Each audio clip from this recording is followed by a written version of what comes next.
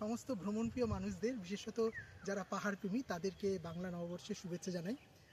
আপনাদের একটা কথা বলছি যে এই যে মনে করুন পাহাড়ে যাওয়ার সিজন শুরু হচ্ছে, আপনারা সবাই পাহাড়ে বেড়াতে যাবেন।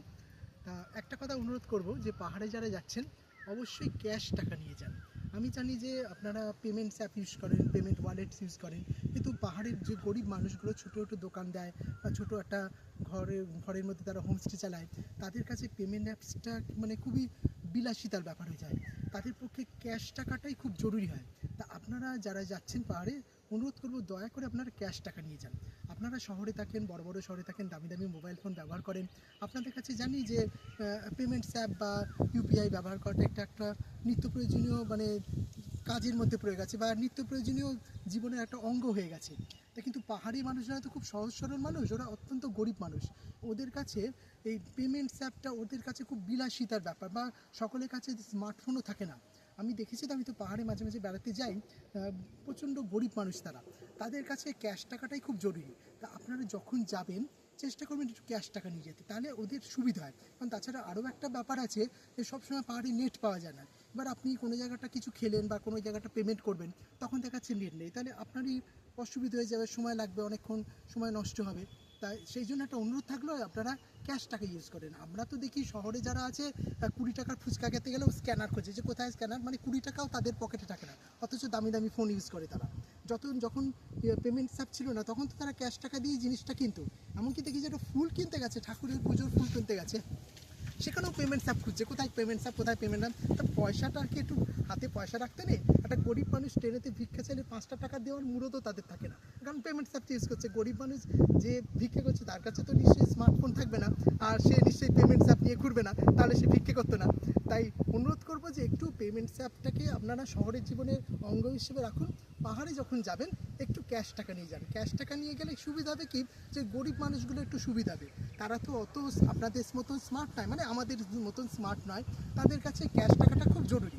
সে আপনি 10 টাকার যাই খান না কেন, 20 টাকার একটা শরবত খান, এক গ্লাস লেবুর জল খান, বা যাই কিছু খান না কেন, তাদের কাছে ওই ক্যাশ হাতে টাকাটা আসা খুব জরুরি। আমি বলছি কারণ আমি তো দেখেছি, আমি তো বিভিন্ন জায়গায় ট্রেকিংয়ে যাই, দূর দূরান্তে যাই, এবং দুর্গম অঞ্চলগুলোতে দেখি যে তাদের ওখানে নেটের প্রবলেম খুব থাকে, এবং তাদেরকে যখন কেউ পেমেন্টস অ্যাপসের মাধ্যমে পেমেন্ট করার কথা বলে তারা একটু অবাক হয়ে যায়, কারণ তাদের কাছে স্মার্টফোন নেই, তারা অত ধনী নয়, অত বড়লোক নয়, কারো কাছে তো ফোনও নেই। অ্যাপ একদম ফোন নেই না, একদম ছোটো ফোন আছে যেটুকু চালানোর জন্য। তাই চেষ্টা করবেন পেমেন্টস অ্যাপটাকে আপনারা শহরের জীবনের অঙ্গ হিসেবে রাখুন। পাহাড়ি যখন যাবেন তখন পাহাড়ি মানুষের সাথে মিশে একটুখানি ক্যাশ টাকা ইউজ করুন। হ্যাঁ, আর ওই শুনুন, যখন পাহাড়ে ঘুরছেন, পাহাড়ের সুন্দর সুন্দর কুকুরগুলো দেখে আপনারা বেশ ছবি তোলেন, পোস্ট করেন, তাহলে একটা রিকোয়েস্ট থাকবো যে এই পোস্ট করার সময় আপনারা চেষ্টা করবেন এই কুকুরগুলোকে একটু খেতে দিতে, একটু বিস্কুট টিস্কুট রাখতে। আমি জানি যে আপনারা খুব স্বামী বিবেকানন্দ ভক্ত, সারদা মায়ের ভক্ত, কিন্তু এমনও অনেকেও আছে যে যারা বড় বড় স্বামী বিবেকানন্দের ছবি যাদের বাড়িতে আছে, খুব বড় বড় মালা টালা দিয়ে পুজো করে, অথচ তাদের বাড়ির সামনে যদি একটা কুকুর বা বিড়াল অভুক্ত অবস্থায় থাকে, এক মুঠো ভাত দিতে তাদের একদম ফেটে যায়। মানে কি আর বলবো, অথচ তারা বড় বড় ভক্ত, রামকৃষ্ণ মিশনে যাচ্ছে, দুবেলা সারদা মায়ের মন্ত্র জপ করছে, সারদা মায়ের কে প্রণাম করছে, স্বামী বিবেকানন্দের ছবিতে মালা দিচ্ছে, কিন্তু কুকুর বিড়ালকে খেতে দিতে গেলে একদম ফেটে চৌচির হয়ে যায়। তা এটাও একটু দেখবেন, কুকুর বিড়ালের সাথে ছবি তুলতে গেলে, বা পাহাড়ে যে সুন্দর সুন্দর লোমশ কুকুরগুলো থাকে খুবই সুন্দর, ওরা কিন্তু দেখতে দেখে একটু ভয় লাগে, কিন্তু খুব শান্তশিষ্ট। তা ওরা দেখবেন আপনি হেঁটে হেঁটে যাচ্ছেন বা আপনি ঘুরছেন, ওরা আপনার পিছন পিছন ঘুরছে।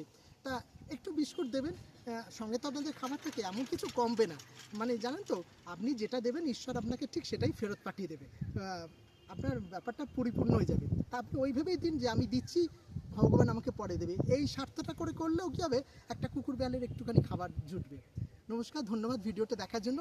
পারলে একটু আপনাদের বন্ধুদের কাছে একটু পাঠিয়ে দেবেন, যদি সম্ভব হয় আপনাদের পক্ষে। নমস্কার।